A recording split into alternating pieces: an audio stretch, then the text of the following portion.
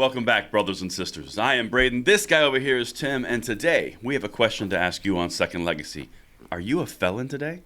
We are going to provide an update, and I got to offer a correction on something I said because I made a mistake, and I will be the first one to lead and offer that correction in 1 second. So, as we go through this and we do some pistol brace stuff and we talk about GOA's injunction, make sure that you guys like the video, subscribe to the channel, and help it grow, and make sure those notification bells on. We would love to have you in here with us so we can spread freedom across this amazing nation. Now, before we get into this, I want to clarify something that I said in a prior episode around pistol injunctions. I mentioned from the FPC case where I basically said the injunction only covers FPC members in the Fifth Circuit. Correction on that, I will always lead with the mistakes. It's nationwide, it's not Fifth Circuit. I got confused in my delivery. I apologize for that. Hopefully it is good. Let me know in the comments field below and we will move forward. But right now, Tim, we've got some great news coming out of GOA, don't we? We do. But I also want to apologize for you misleading me in that video. Man, I am just... Yeah, we got it wrong. But whatever. Anyway, so yeah, we do have some good news. So, I was digging around after we posted that video and realized that, we'd made a mistake. And that was on the heels of the GOA announcement yesterday that they too have gotten their injunction, and which does cover all GOA members across all states. So we do have those injunctions in place now. So that's 3. We have GOA, the FPC, and the SAF injunctions. So now we're going to court with these 3 suits, and we'll see how this plays out. Yeah, this is interesting because, again, as Tim just mentioned, when you're looking at 3 different cases from 3 different groups, this is where it gets fascinating. We'll kind of break that down here in 1 second. But first, let me show you what was actually released by GOA. So, Mr. Producer, could you throw up number 7, please? So the GOF, State of Texas, secure preliminary injunction against the Biden pistol brace ban to number 8, sir. On May 31st, 2023, Washington, D.C., this evening, Judge Drew B. Tipton issued a preliminary injunction against the Biden pistol brace ban in a lawsuit brought by Gun Owners of America, the Gun Owners Foundation, and the state of Texas. This injunction applies to all members of Gun Owners of America and individuals employed directly by the state of Texas or its agencies. Now, that's kind of where we're sitting. That's what GOA has released in the GOA suit. Then, as I mentioned in the opening, we've got the FPC, which covers all members. And then you have the Second Amendment Foundation, which is contingent on the Mock v. Garland case, which is that FPC case. It's confusing how many different cases are going on because there's so many lawsuits because this is so egregious. But in my opinion, Tim, and bounce back on me on this, I think that this is so interesting because you've got now 3 cases and 3 judges who have issued injunctions with different ramifications. There's no way this doesn't keep going down this road. I mean, it's not like a random one-off. This is 3 in the same direction over the exact same rule enacted today. Yeah, I can't say that this is, a clear indicator as to where this will end up. It certainly seems, of course, we're awfully close to this, but it certainly seems as though we're on the right path to victory here. But again, we can't make those assumptions. We're going to have to fight, legislatively, and we're just going to have to wait and see what these court decisions yield. But I think we ought to also talk about what, in general, an injunction does, right? Mm-hmm. So for those that are under this injunction, those that are members of GOA, FPC, what this means is that, in theory, you cannot be prosecuted for owning a pistol brace at this time if you're covered by this injunction. So basically, an injunction just puts a stay on enforcement until it's litigated. Now, injunctions can be lifted. Another court can lift them. Whatever, a number of things could happen. So this doesn't mean that, you're out of the woods or anybody's out of the woods. This just means for a certain group of people, right now, enforcement against those group of people is delayed, right? Yep. Until we get a proper court decision, which hopefully is the right court decision, and then we don't have to deal with this anymore. Braces won't be considered illegal SBRs.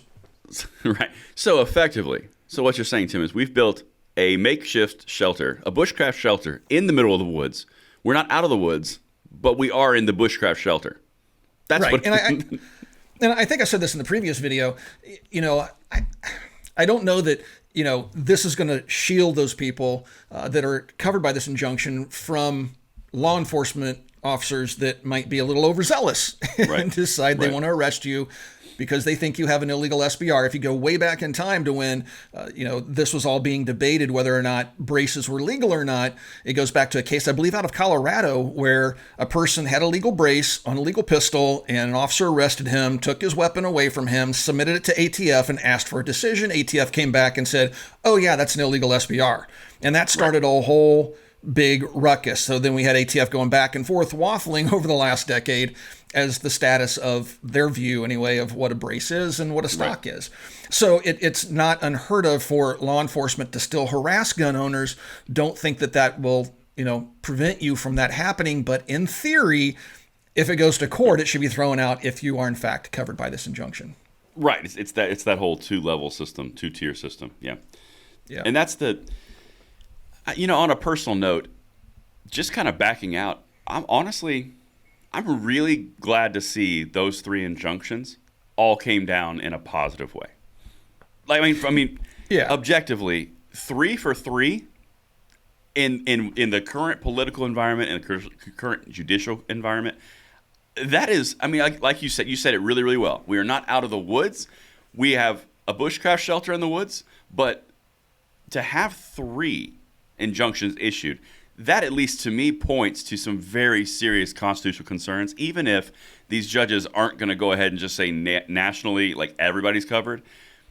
It indicates, at least it points to the idea that there's something functionally wrong with that rule. I don't know. Maybe I'm being overzealously happy about it, but I don't know. There's got to be something there. If you're looking at that objectively, 3 different cases, all injunctions, and this broad of injunction coverage, that's... Yeah. If you took a look at this, and tried to be objective and take politics out of it and just based on constitutional law, taking a look at what ATF has done with the brace rulings, they've waffled all over the place. Originally, they said, well, these are accessories. They're not within our purview. You don't need to submit them for approval. We don't care about them. To now they're illegal stocks if you are in possession of one and a gun that they can fit onto.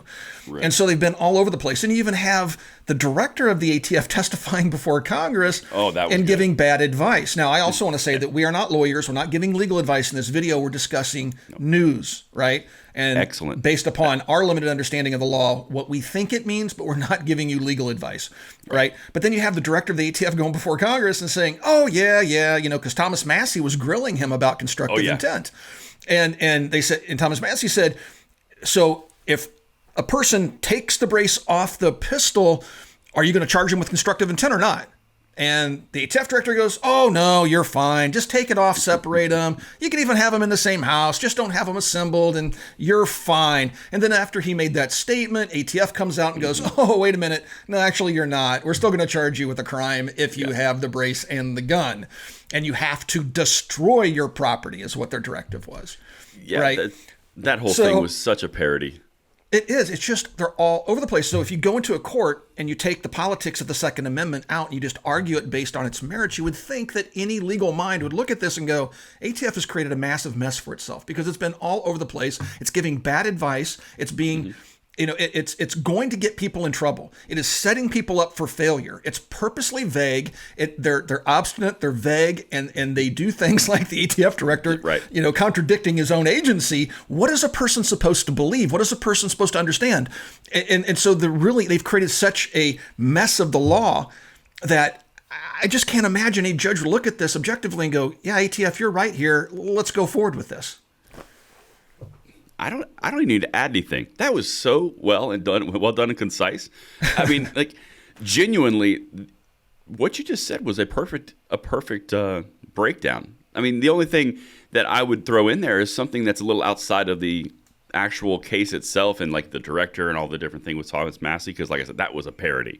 Watching that guy squirm and just make stuff up and not even really understand that Thomas Massey knew more than he did was kind of funny. But if you back out a little bit and go to the Texas case with tactical machining over ghost guns, which has kind of been this similar kind of scrap and fight over there in Texas, one of the most interesting things that they came up with was they kept on meeting, ATF kept on meeting resistance around things where they would change rules and change existing things without notification, and it was kind of an ad hoc decision. And in those court cases, the judge was like, you can't just do that. So then they kind of pivoted, and then they went after a First Amendment. There were so many different aspects. But the big thing it came back down to was you just made this rule in conflict with your prior determinations without a long-standing lead-in of written notification. I mean, there's lots of things. This just makes. Oh, like you could go sloppy. into this very deeply, especially in court, to show ATF is purposely muddying the waters. So I know from firsthand experience that a brace manufacturer had verbal commitment from ATF that what they were manufacturing was fine. It was covered under an existing letter. Don't worry about it. You're not, any trouble. Your customers are fine, until they changed their mind. Right. And because they did not put it in writing, which ATF always resists putting anything in writing, because they know if they put it in writing, then it can be dragged into court along with them. So they will refuse. They'll give you every assurance in the world. You can be sitting there with your lawyer in front of them and have a conversation with them, and they'll tell you, oh yeah, you're perfectly legal. There's nothing wrong here. And then a day later they go, oh, actually, you're all going to jail.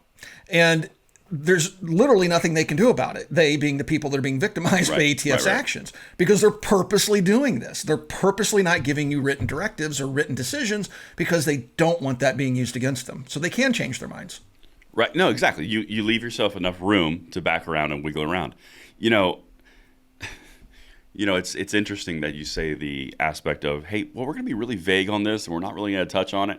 Except, kind of wrapping this video, except in the case of Minnesota, what they did yesterday when Minnesota legalized Mary J, and the ATF was very quick to run out and put a tweet out that says, don't forget, your local AT office would like to remind you that you can't have guns if you have marijuana and you fill out that 4473.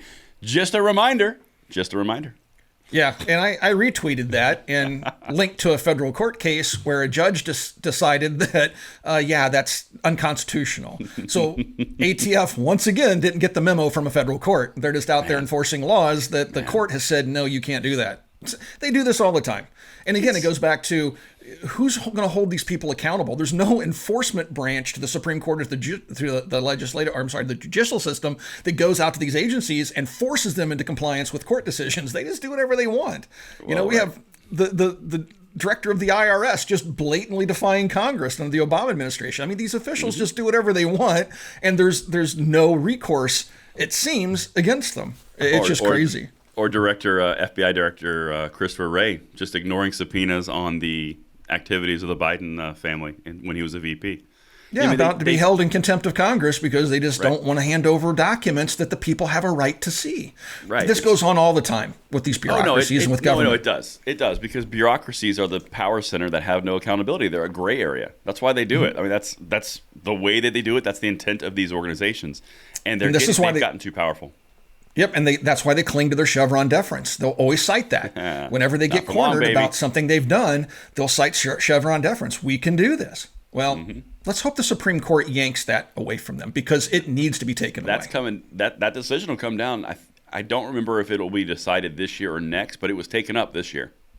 Yep, and all that means, guys, is that if there's an ambiguity in the law, we're not going to defer to an agency with a political agenda. It has to go back to Congress for a vote. Right, and that's the way it should be. That legislative body that makes laws? That one. That's tasked with making laws under our Constitution, not the bureaucracies. Yeah, not the executive branch, which is underneath the executive. The bureaucracies, which is underneath the executive. So the executive makes them and enforces them. Congress is just there to do press conferences. Yeah. Just to show up and vote for raises for themselves. Yeah, I mean, that's what it's not a good look. It's not a good look. Well, anyway, we hope to. We really look forward to seeing how these court cases play out. Again, it certainly seems as though we're on the right path. It seems that the courts understand the predicament that we've been placed in by the federal government, and hopefully they'll make the right decision. As news comes out, we will make additional videos talking about whatever happens in the courts. And until then, if you guys would like to be on our call-in show, you can follow a link in the video description below and fill out that information. We'll contact you. You can ask your question, make a statement. We'll have a great conversation around 2A issues that are of interest to you, and it should be a good time. Thanks for watching, and we'll talk to you guys soon.